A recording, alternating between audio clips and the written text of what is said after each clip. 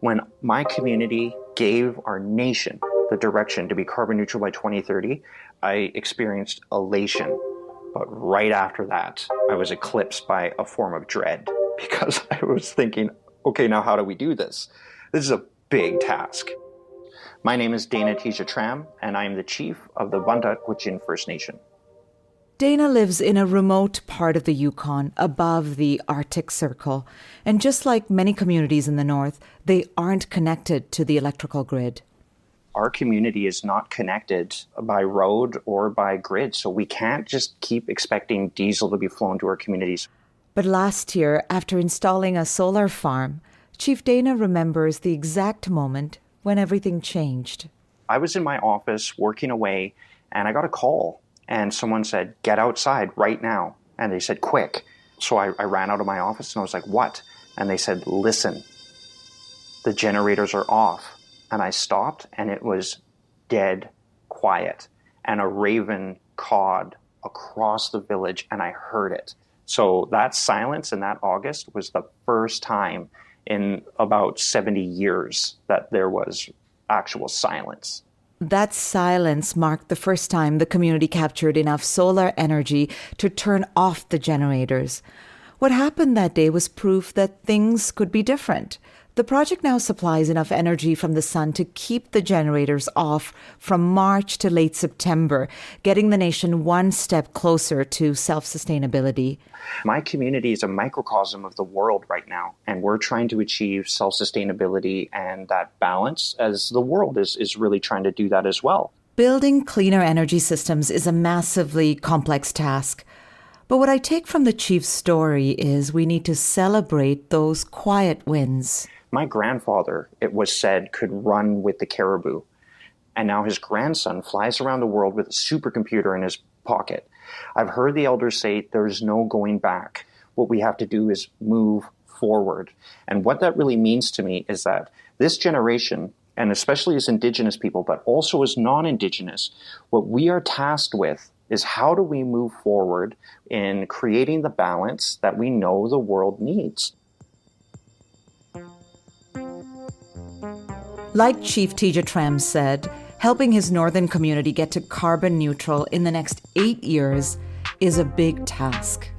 And when you consider that Canada's north is warming at 4 times the rate of the rest of the planet, it puts into perspective just how urgent the challenge is. This is Solve for X, Innovations to Save the Planet, a series where we explore the latest ideas in tech and science that could help us tackle climate change. I'm Manjula Selvarajah. This episode is all about the future of our energy system, but there's a lot we have to address right now, like how we can meet the increasing demand for electricity without leaving people or our climate goals behind. Now, when looking at how to tackle a huge issue, often the best place to start is by seeking out the people who are leading the way. I sat down with the chief over video chat to discuss what it took to make the solar project happen. Where are we reaching you right now? I just happen to be in Vancouver, but I do reside in Old Crow, Yukon, 80 miles north of the Arctic Circle and 60 miles east of the Alaska border as the most northwestern community in Canada. Can you give me a sense of the community? What is the community like? Our people have been in this area for tens of thousands of years, and our elders were born at a time when there was no electricity. And now, we have solar generated electricity and we're still able to connect with the land. Speaking of the modern world and the future, your community declared a climate emergency. What were you seeing around Old Crow that prompted this decision? We are experiencing change 2 to 3 times what the rest of the world is. And really, everything that we can experience is changing. And for our elders to say, I've never seen this before, is jarring. And every elder I know is saying that again and again and again. We had no snow last year. I mean, maybe 1.5 inches way out on the land. And for the Arctic Circle, that's what you think of as snow. Well, we had almost none. As our elders said, the night used to be a symphony of birds, but the birds are no longer singing to the Gwich'in people. And then there's more serious ones like upticks in mercury, which is being released from the permafrost.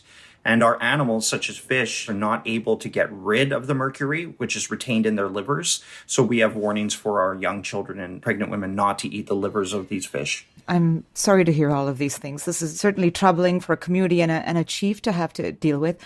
Was there a turning point for you, like one moment where you thought, enough, this can't go on. We need to do something about this? I remember one year where we had no snow and I stood out on the frozen bank of our river and thinking, why? Like, why me? Of all the generations of my people? Like, I'm not responsible for the acidification of the oceans, for climate change, but I bear the responsibility of providing remedies. And my people are looking to me for that as well. So we want to learn from your example. Give me a sense of how much. I think you said a quarter of your energy comes from solar. Is that right? Correct. And I think to help people conceptualize this on a per capita basis, there are 250 people that live in our village. So this solar farm is removing about 640 tons of carbon, metric tons per year. It's like taking 250 vehicles off the road. It's pretty substantial. When adding up the savings from the solar project, it's not just the offset fuel or diverted emissions that count. There's also money earned. I asked the chief to walk us through the business model. Talk to me about some of the other numbers, because there's also money that you're getting that's flowing into the community. Talk to me about what that looks like and where that's going in the community. So we can generate about $450,000 a year. Now we've diverted this, and these monies are coming back into the community, which we never had access to before. So these are being reinvested into other renewable projects, such as our biomass project and our up-and-coming wind farm. And this is really important because we have to look at money as an energy system. Whereas we were purchasing diesel-generated electricity at 78 cents per kilowatt hour, we, as the Vantakwichin government, are now selling ATCO shareholders photons converted into electrons delivered through a microgrid system at 64 cents per kilowatt hour. So what Chief Tija Tram said is pretty important. The nation now acts as an energy supplier, and the revenue generated, that gets reinvested back into the community. And how we're doing this is because we're saving their shareholders money on operations, on maintenance, and on the transportation of diesel, greatly reducing their costs. And we're able to actually shut this diesel generator off from early March to late September, which just absolutely gives me goosebumps. Has there been any resistance in your community to this project?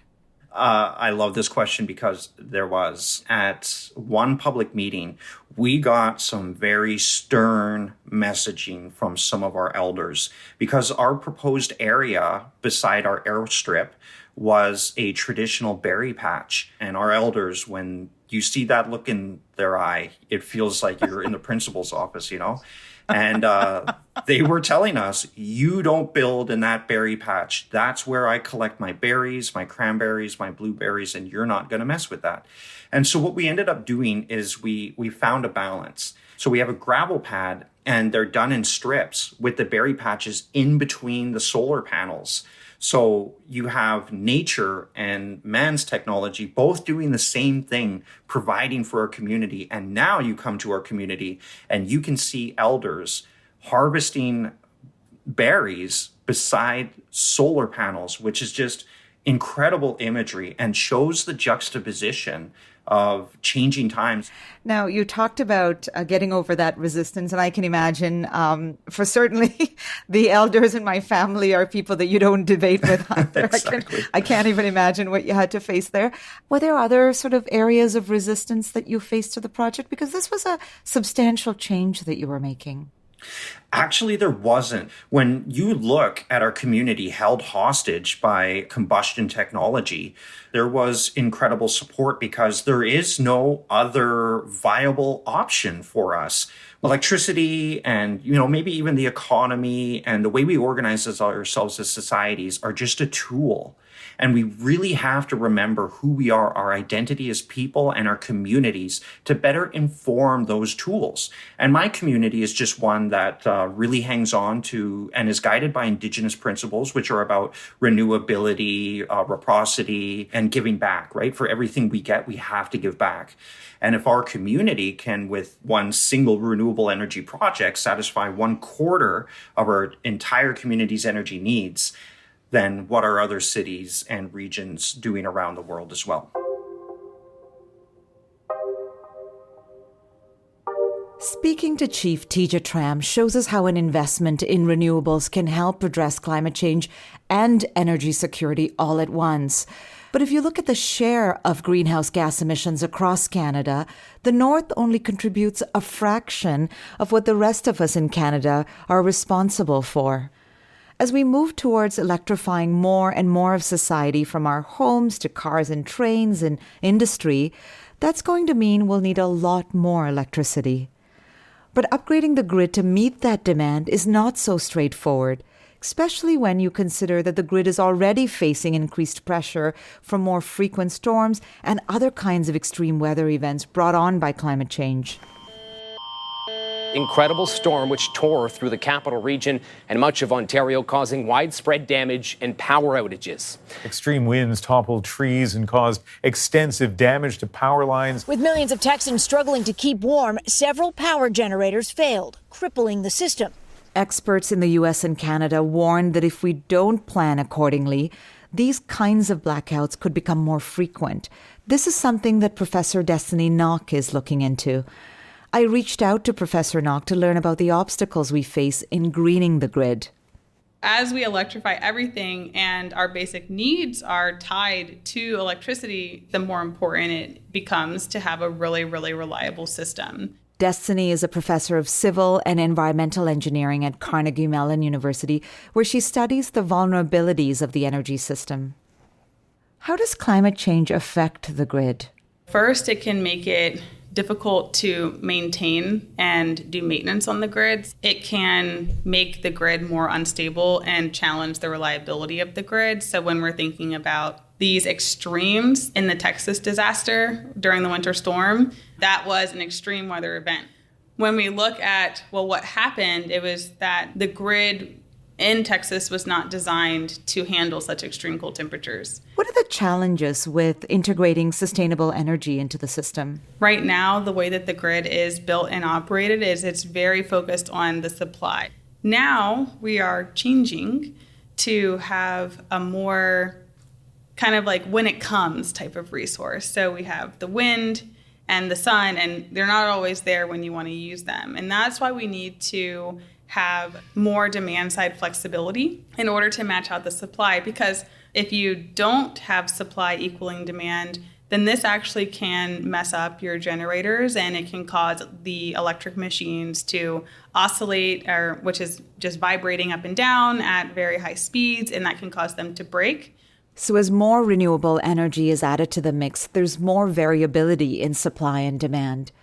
Destiny explained that if there's not enough supply, your lights may dim or flicker, but if there's too much energy on the grid, it can be even worse. Wires can burn and melt. To prevent this from happening, experts are looking into how we can balance that equation. Now, there are things that we can do like battery storage and deploying flexible technologies like hydro, and people have talked about other types of storage like pumped hydro storage and also compressed air energy storage in addition to batteries that we can use to help balance out the grid. But those things also come with their challenges. So it's interesting, you've mentioned this term demand side flexibility, right? And the way that I'm thinking of it is that in the past, we used to think about the dial on the supply side.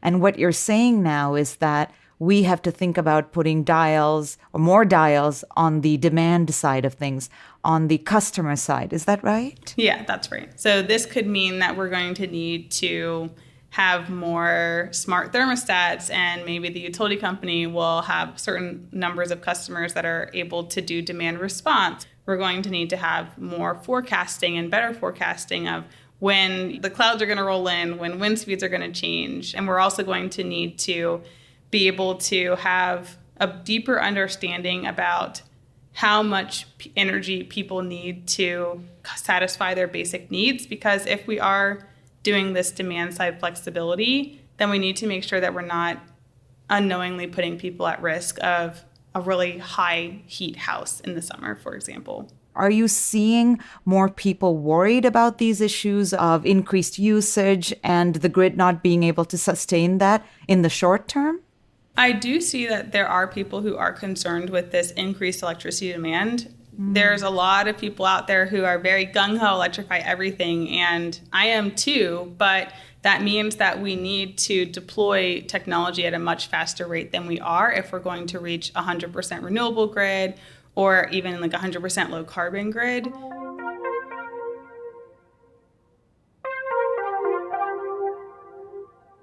Okay, so as Destiny explained, transitioning to the energy system of the future is a difficult balancing act. We need to electrify more aspects of society, but if we don't find ways to add renewables into the mix, things could get a lot worse. So how can we modernize the grid to respond to our changing needs? I spoke with a former utility engineer to learn how smart grid technology might be able to help. My name is Josh Wong. I'm the founder and CEO of Opus One Solutions. In his past role at a utility, Josh got an insider's view of what was working and what wasn't. When I joined, like 55% of the hydro company could retire in 5 years. So being the new kid on the block, I was put in forums where I could really start thinking outside the box around the future of the electricity system. So Josh decided to create a software platform that helps maintain that all-important balance between supply and demand. So fundamentally, our software is a digital twinning software. So we actually model the entirety of the physics of the grid. This helps manage various energy sources. If demand is peaking, it tells utilities when to draw energy from a solar panel, for instance. So what does this new way of working look like? As Josh explains, it looks similar to a mission control room before a space flight. It's very much like a NASA a control operations center. Really big screens that maps out the entire electric grid for the service territory. You'll see other lines, you see probably some weather patterns, you see where the lights go out, we see where the trucks are, and we see now more and more where the distributed resources are and what they're doing on the grid. Basically, this allows the grid to make smarter decisions about how it distributes electricity. Utilities need to start looking at the decarbonization or enabling decarbonization of the electricity system. And at the risk of using buzzwords, it's what's called a distribution system operator. So what that means is utilities are going from managing lines and trucks to managing almost real-time energy trading. Because with renewables, electricity can flow in both directions, that means people need to get paid for the energy they add to the grid. So what we thought of as perhaps strictly an energy system is taking on a new meaning as an economic system. And so if we can operate more efficiently, again, going back to the complexity around balancing supply and demand in real time, if we can become a part of that balancing equation in a more efficient manner, that's how we can make clean energy not just reliable and abundant and clean, but also affordable. And I think we need to look at the holistic nature of the electricity system.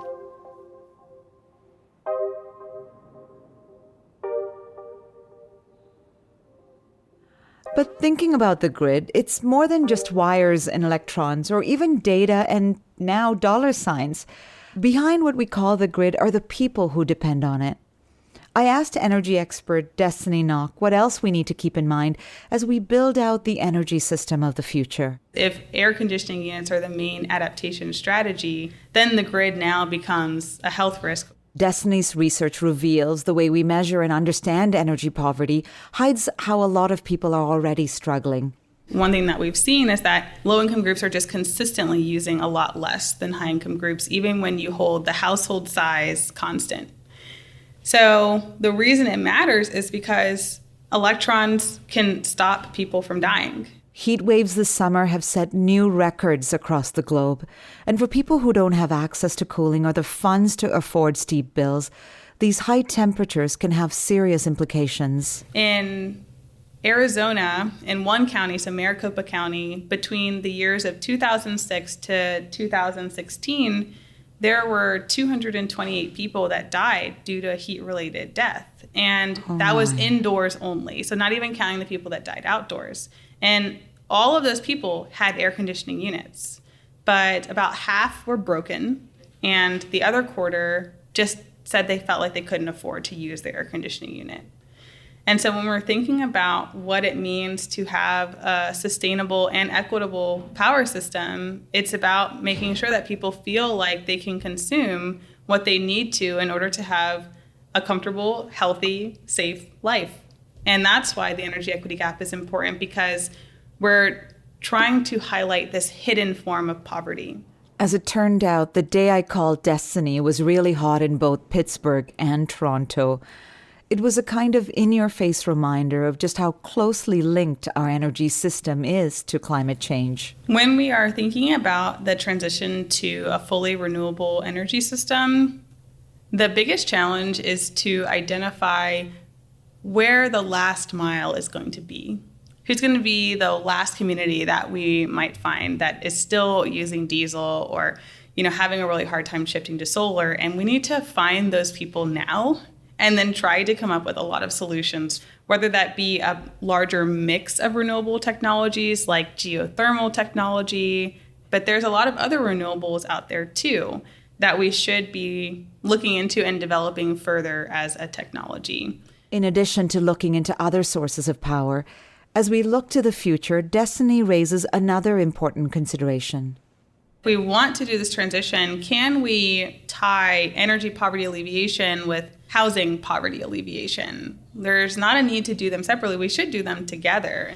I think another way is to think about the price that we're going to put on carbon and think about how that flows back to communities that have been impacted by climate change.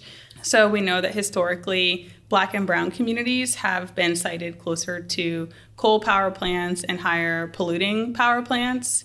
And that also leads to inequities in terms of health. We also see that a lot of minority communities are at the fringes of the power grid, so they have less reliability. And so I think understanding the different needs and challenges the different households are facing in terms of the poverty type that they're experiencing is very important for alleviating poverty and to not have such a narrow view. And as Destiny suggests, tackling poverty, housing, and energy together could get us closer to building an energy system that is truly sustainable. The cost of the energy transition is being discussed in the U.S. right now with the introduction of the Inflation Reduction Act. The hope is that efforts to slow global warming might also help consumers with rising prices.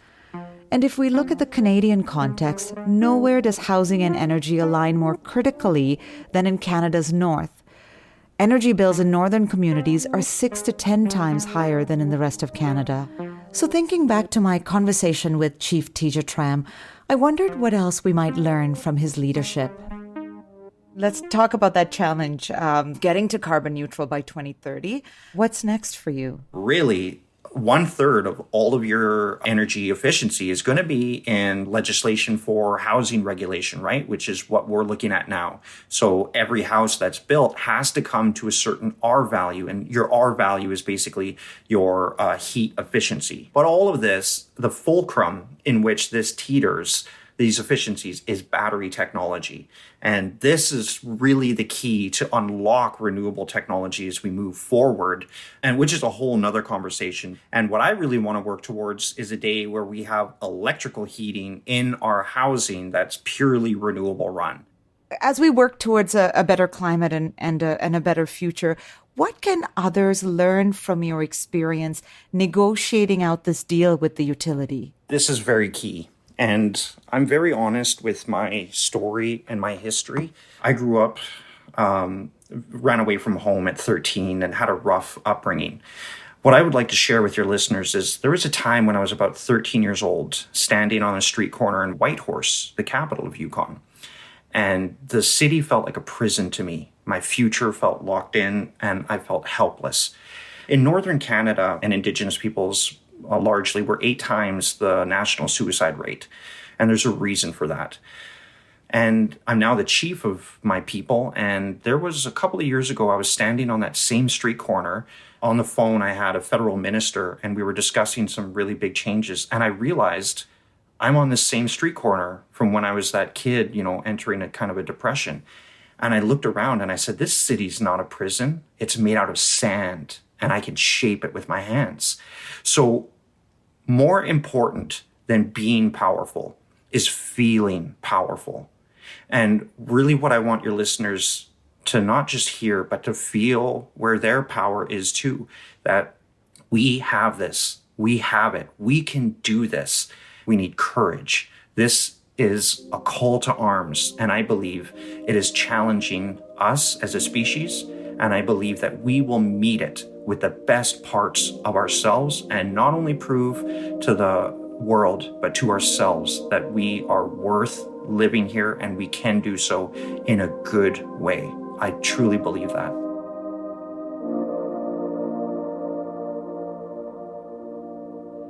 When telling climate stories, it can seem as though there are nowhere near as many wins as there are losses. That's why what the Vuntad Gwitchin First Nation achieved is so encouraging. But their story isn't over. At this moment, the nation is looking into other ways to power their community. Chief Tija Tram spoke about a wind farm, and there's even the idea of using a biomass boiler to provide heat. All of this should go some way to fill the gap when the sun isn't shining and get them closer to achieving their goal of self-sustainability. I'm curious to see what happens next. Solve for X is brought to you by Mars. This episode was produced by Ellen Payne-Smith. Gab Harpel is our mix engineer. Lara Torvey and Heather O'Brien are the associate producers. David Patterson provided editing support, and Max Swain composed our theme song and all the music in this episode. Catherine Hayward is the executive producer. This episode featured clips from CBC and NBC News. I'm your host, Manjula Salvaraja. Watch your feed for new episodes coming soon.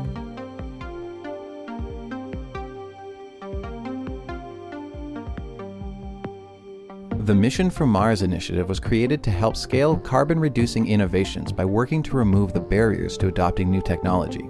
Mission from Mars thanks its founding partners HSBC, Trottier Family Foundation, RBC Tech for Nature, and Thistledown Foundation. It has also received generous support from Peter Gilligan Foundation, BDC, EDC, and Mitsubishi Corporation Americas. Learn more about the program at missionfrommars.ca.